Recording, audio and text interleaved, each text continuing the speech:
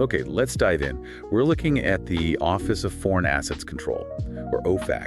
And there are some, frankly, confusing signals coming out right now for anyone in the financial world. It's like living in two different realities, and you really have to get your head around both if you're navigating international finance. Exactly. On the one hand, you've got these major high-profile sanctions just disappearing quietly. A kind of diplomatic carrot, you could say, being used in some very sensitive regions. But on the other hand, A massive, and I mean massive tightening of the screws on domestic compliance.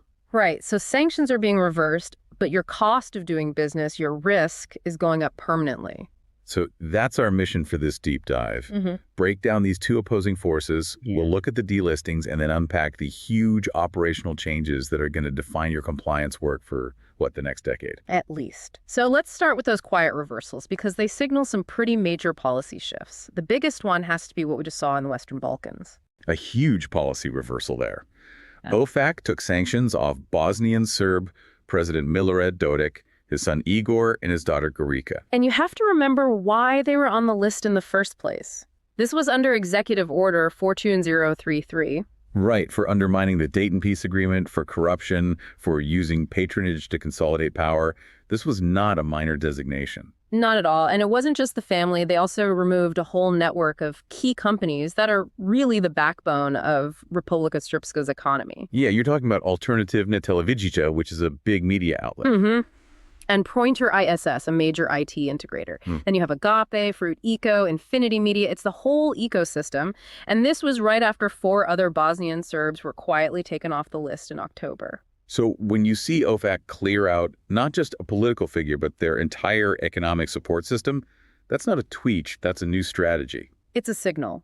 The thinking seems to be that the sanctions weren't achieving their goal. They might have actually been getting in the way of new diplomatic talks. So diplomatic expediency is winning out over sustained enforcement pressure. That seems to be the takeaway. And we're seeing a similar pattern when you look at Russia. Yes, this is really interesting. The focus there has been on delisting companies tied to Russia's military supply chain, all of them sanctioned under EO 14224. And this was a really diverse group. They were accused of helping Moscow get its hands on high-value goods. Things like computer chips, optics, machine tools. And they were all over the map, right? You had firms in Cyprus, the UAE. Exactly. Velis International and Hadler Co. in Cyprus. 365 days freight services in the UAE.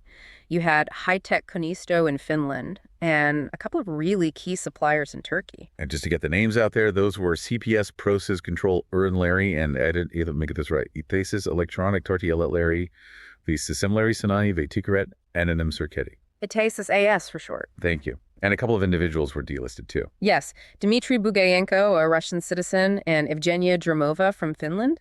But here's the really extraordinary part. The silence. The silence. The Russian defense companies they were supplying, they're still sanctioned. But these intermediaries are off the list with zero official explanation. So it's not like they suddenly became compliant. This feels like a policy decision. It has to be. Maybe it's a way to keep allied or, neutral countries cooperative. It's not an enforcement win. It's a diplomatic move. And this isn't totally without precedent. If you rewind to May of 2025, you see something similar with Syria General License 25.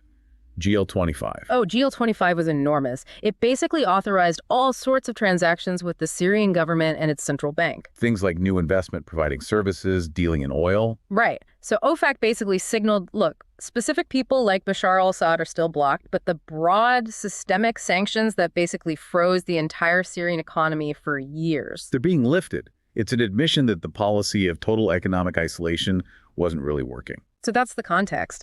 In these really complex geopolitical situations, sanctions are proving to be flexible. They can be reversed quietly when they don't work. Okay, so that's the carrot. Let's talk about the stick. Because at the exact same time, OFAC is letting these major global players off the hook.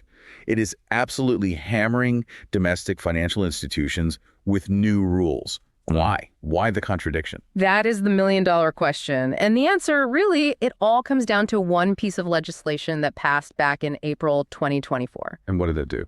It increased the statute of limitations for sanctions violations. We're talking both civil and criminal, from 5 years to 10 years. 10 years. So that one change is the bedrock for this entire compliance overhaul. It's everything. OFAC can now reach back twice as far to prosecute you. And this is the crucial part. It applies retroactively. So any violation that hadn't already expired by April 2024 is now subject to a 10-year look back. Precisely. Your enforcement risk literally doubled overnight without you changing a single thing about your process. And that's what's driving all these new rules for your internal systems. Okay, let's start with the big one, the operational earthquake. The 10-year record-keeping requirement. Right. OFAC has already said they're publishing a new rule to make record-keeping 10 years, just to match the new statute of limitations. And the cost of this it's huge. It's more than just buying more hard drives. The entire data architecture, for most big banks, brokerages, you name it, it's all structured around the old regulatory minimums. Exactly. The Fed, the FDIC, they often require 5 years. So you built your whole system around that. Now OFAC is telling you to double it. And not just for any data, for every single wire transfer, every flag transaction, every report you file. Wow. And it can't just be sitting in a vault somewhere. It has to be searchable, auditable, for a decade. This is a massive, immediate CapEx problem. You need new systems, new warehousing, new retrieval capabilities. So the difference between finding an old email and pulling a specific wire detail from, say, 9 years ago, the scale is staggering. It's a guaranteed cost spike for the whole industry. And that's just the time frame. The new rules that kicked in this past August, the interim final rule, they also changed the day-to-day procedures for your compliance teams. Okay, so let's hit the key changes there.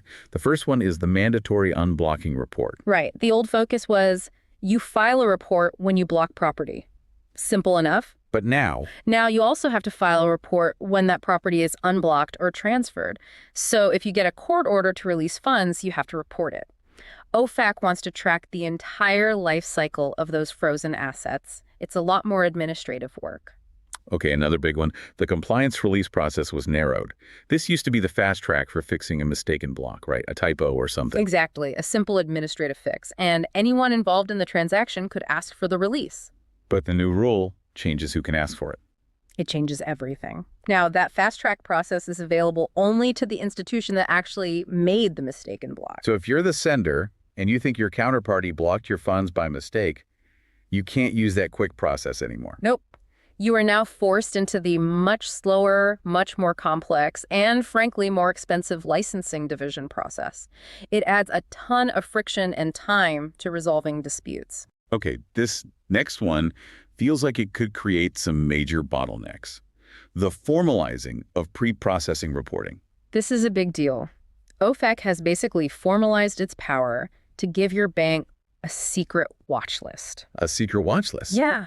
Based on non-public intelligence, they can instruct you to report any transaction that meets certain secret criteria, and you have to notify them before you process it. So you have to identify a transaction, freeze it, and just wait for OFAC to give you the green light. You wait, and it can take months. In the meantime, you're just stuck holding the bag. It creates huge operational and counterparty risk. And we also saw them make electronic filing mandatory through the RRS system. No more mailing things in. Right. A move to efficiency, but it removes the old, slower backup option. So at the end of the day, you have this clear contradiction. Policy abroad is flexible, but the cost of compliance at home is being locked in and increased. Which brings us to our next segment. And just to be crystal clear, what follows is purely a thought exercise. This is absolutely not financial advice. We're just connecting these policy dots to some, let's say, plausible market ideas. Extreme but plausible. Our first idea we're calling the Balkans de-risking arbitrage. The thesis here is pretty simple. When OFAC quietly takes sanctions off Dodik, his family, and that whole network of core infrastructure companies, they're basically giving an all-clear signal. They are implicitly de-risking Republika Srpska. Yeah. The major destabilizing risk premium that was baked into that region is now, theoretically, gone. So the action. You go long a basket of regional banks, maybe some development funds, that have heavy exposure to Bosnia and Herzegovina. The bet is that you'll see a quick surge of institutional investment that was scared away by sanctions risk. You might even see U.S. diplomatic financing pour in to support the new stability. As the geopolitical risk drops, the asset values pop. Okay, trade idea number 2, the compliance long-haul play. The thesis here is that the 10-year record-keeping rule, the mandatory reporting, the doubled enforcement risk, it all creates an immediate and unavoidable spending crisis for every U.S. financial firm. The cost of compliance just went through the roof, and the liability is higher than ever. So it's a pairs trade. Exactly. You short the big global financial institutions. You're betting against them based on that guaranteed spike in their OPEX and CAPEX for compliance, plus the higher risk of fines under the new 10-year look-back. And on the other side of that? You go long the small-cap regtech companies, the specialized IT consulting firms. You look for the ones that are explicitly selling solutions for 10-year data retention, for ORS integration, for screening automation. Their market just became a legally mandated growth vertical. So to wrap this all up, we're left with these two parallel and frankly contradictory realities. On the geopolitical stage, sanctions are being reversed. In the Balkans, in Syria, with Russian supply chains, it suggests that enforcement is sometimes taking a back seat to diplomacy. But back home, the regulatory world is moving in the complete opposite direction. Your cost of doing business has been permanently increased by 10-year record keeping and tougher procedures. So this leaves us with a final thought, a question for you, whether you're an investor or a compliance leader. If the effectiveness of sanctions policy can be reversed so quickly and quietly based on shifting politics, but the cost of the compliance infrastructure is now locked in for a decade, what's the real long-term return on investment for those multi-million-dollar compliance roadmaps? You are paying for a permanent state of vigilance, even as the targets of that vigilance are being quietly taken off the board. And that contradiction is the challenge that's going to define financial operations for years. We'd love to hear what you think this means for your own internal roadmaps. Thanks for joining us for this deep dive.